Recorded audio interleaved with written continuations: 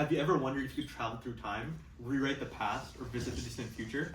Well, this is a very common theme in lots of movies and TV shows, but have you ever realized that maybe science has something to say about it? Well, we have two different possible ways that time travel could be implemented. The first is using Einstein's theory of relativity.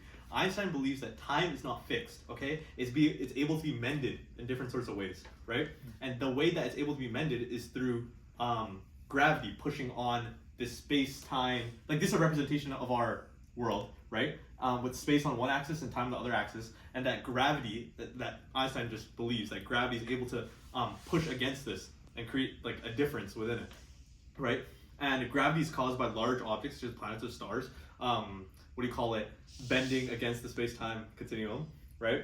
So, for example, this is also seen in our not our day-to-day lives, but there's also a real-life example of this: the ISS, which flies around the Earth at extremely high speeds. Okay, the gravity that we experience, the gravity that they experience, is completely different due to their distance from the Earth, and because of that, time dilates, and they experience time slower than we do. So this was also shown through two different stopwatches, one on the ISS, one on the world, one on the ground, and they were at different times, but very minuscule. And the next theory that we have here is a wormhole theory. The wormhole theory is for distances. For example, if I have this piece of paper and I have a dot here and I have a dot here, right? And these dots are light years apart, okay? To travel from one dot to another, I have to travel in a straight line. But if I wanted to, okay, if there was, not if I wanted to, if there was some way I could somehow bend like our reality and go straight through the paper like this, I'd be able to go from one dot to another in a matter of seconds, right? Now you're probably wondering, that has to do with distances, like you can travel light years, but what does that have to do with time, right?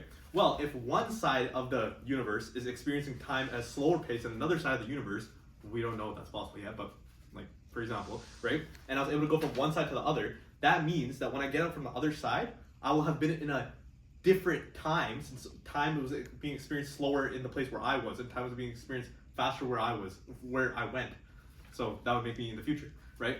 But these two different theories also come with their drawbacks, such as the grandfather's paradox. If you were able to find some way to travel back in time, and you, for example, went back in time and killed your grandfather, then that means that your grandfather would not have had your father, and your father would not have had you, and you wouldn't have been able to go back in time and kill your grandfather, right? That's a paradox.